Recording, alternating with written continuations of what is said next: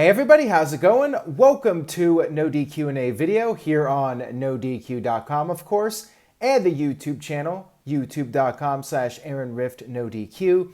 I have your questions, as always, from twitter.com/AaronRift. Use the hashtag PAIV. With that being said, let's get down to your questions. This question comes from my good friend from Chicago, Josh, aka Sun Goshiku. He says, in WWE history, what do you consider to be the weakest segment that drew high TV ratings and the strongest segment that drew low TV ratings? Let's start off with the strongest segment that drew low TV ratings. Probably the Bret Hart profanity rant on Monday Night Raw right before WrestleMania 13. WWE ratings were at their near lowest during that period when WWE was really starting to turn things around creatively. Bret Hart coming out there and doing that promo, one of my all-time favorite promos, but it was during a period when WWE was almost at the lowest level of popularity. Another match, that was Psycho Sid versus Bret Hart. That was the aftermath of that. But an actual match a few weeks before that, the European title finals, Bret Hart, his brother Owen Hart versus the British Bulldog. That match was one of my all-time favorite Monday Night Raw matches, but I think that might have been the lowest rated Raw of all time, or very close. It got so low that the next week, WWE decided to do an overhaul of Raw, and that's when Raw is War began. And WWE started going live every week. But it was after that Raw with the Bulldog and Owen did so poorly, WWE felt like they had to start shaking things up, and that they did. And as far as weakest segment that drew high TV ratings, probably the stuff with Steve Austin right after he turned heel before the ratings collapsed. So maybe that segment where Steve Austin beat up Jim Ross on SmackDown, that was before the ratings started to collapse, but they were still doing very big numbers. And creatively, I was not a fan of that Steve Austin heel turn, and just seeing him out there beating up JR, to me it felt really desperate from WWE, the fact that they had to have Steve Austin beat up JR in JR's home state to try and get people to boo Austin.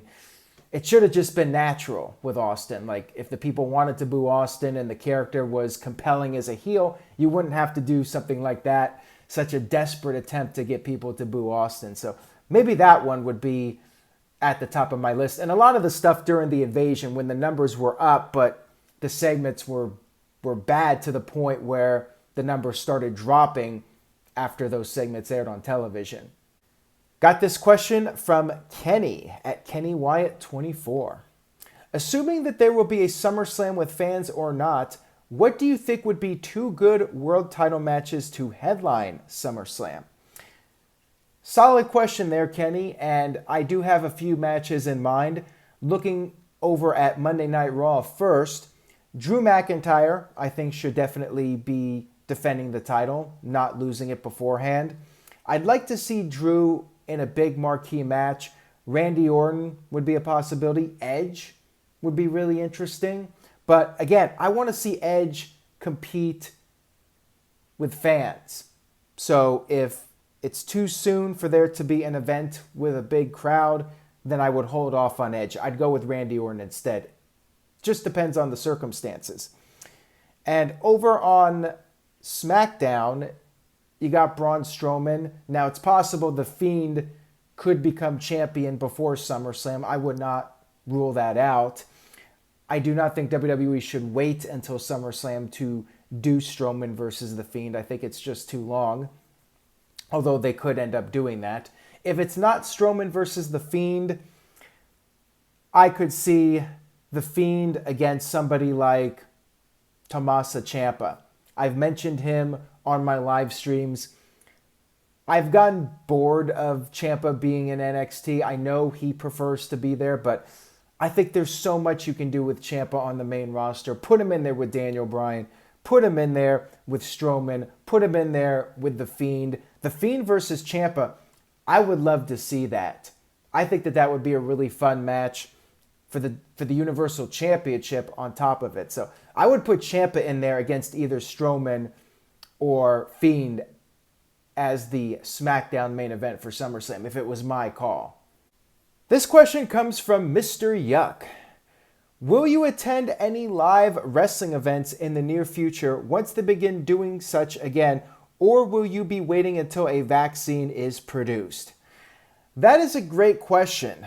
I really have no desire to attend a wrestling event live anytime soon until there is a vaccine. And if I was going to travel for a wrestling show, WrestleMania for instance, I would definitely want there to be a vaccine or some kind of significant evidence that the coronavirus is no longer a serious threat to the general public.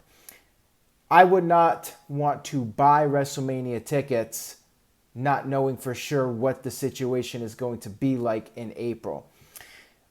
I will wait and see how things go, but for the time being, I'm perfectly fine being at home. Now, if WWE decided to go to Detroit and have SmackDown there at Little Caesars Arena with 25% capacity, would I go? Probably not. I would only consider going if I knew that the risks of getting sick were very low. This question comes from longtime NoDQ.com visitor and contributor TJS. He says, why has Cesaro not been the guy in WWE? He speaks 5 languages, so he could do interviews. He is 6'5". He has a versatile moveset. He has a grand entrance. The fans love him. What is going on? What does John Cena or Roman Reigns have that he doesn't? A lot of people would be asking the same question as you, I think, in regards to Cesaro. I think it comes down to the promos. I hate to say it, but I think Vince McMahon, if he's not sold on your mic work, then he's not going to push you as a main event guy. I remember 2014 when Vince was on the Stone Cold podcast on the WWE Network and flat out said he just doesn't think Cesaro has that connection with the audience when it comes to his verbal skills and personality. The 5 languages is helpful if Cesaro is going to be the champion, doing media appearances and that sort of thing, but I feel like Vince weighs heavily on personality and mic skills. Cesaro is a great wrestler. Personality-wise, he's lacking a little bit in that department, and promo-wise, it's been rough for him at times. I remember that one promo he cut where he talked about these 4 ropes when he meant 4 corners and little things like that. His promo just seemed like he was struggling a bit. Now, of course, you could say, why not put Cesaro with somebody who could speak for him? WWE tried that with Paul Heyman, and there just wasn't that chemistry, unfortunately. So yeah, Cesaro will probably go down in WWE history as the most underrated superstar in company history. He won the NoDQ.com award several years for most underrated, and that will likely be his legacy. The guy that was arguably the most talented person to never get a main event run in WWE. Got this question from Colin Andrew over at NoDQ.com/Colin, part of NX Team. He says, what if Stone Cold Steve Austin never turned on the WWF during the Invasion angle? I did mention this in a previous question regarding weakest segments in WWE that drew the biggest numbers, and I think Steve Austin going out there as a heel, those were segments that I did not particularly enjoy because I was not a fan of the heel Steve Austin character. Now, if Austin never turned heel against Team WWE at Invasion, would the Invasion angle have lasted longer? Probably not, because in the end, WCW, they were going to be booked as an inferior brand to WWE. Heel Austin or face Austin, WCW was essentially screwed. Now, maybe WWE's popularity would not have nosedived as much or as quickly as it did if Austin had stayed a babyface. When Austin came out right before Invasion, that pop was unreal. And I think at that point, the people in charge should have realized the heel turn flopped. We're going to go back to classic Stone Cold. But nope, they had to turn Austin heel and do what they wanted to do. They were stubborn, whatever the issue was. And I think it sped up the process of people losing interest in the WWE product. But yeah, ultimately, I don't think it would have made that much of a difference as far as the creative end of things. I think that WCW would have still been buried 6 feet under. And yeah, it would have made the shows a little bit more interesting with Austin as a face, but I think that's about it. This question comes from Fahad. He says, I am currently enjoying watching AEW more than watching WWE. What are your thoughts on that? I agree with you. I think of all the shows since the pandemic started, AEW has been the strongest. And part of that is due to AEW making the most out of the situation. AEW decided to have some people at ringside to make noise, and I think that makes a big difference. WWE has not done that, although WWE has surveyed fans about it, so it might start happening at some point, although WWE may decide to not do something that people will interpret as copying AEW and wait until they can actually bring fans to the buildings. AEW has been good at presenting a solid alternative to WWE and making wins and losses matter more and doing a little bit of a better job at building up characters.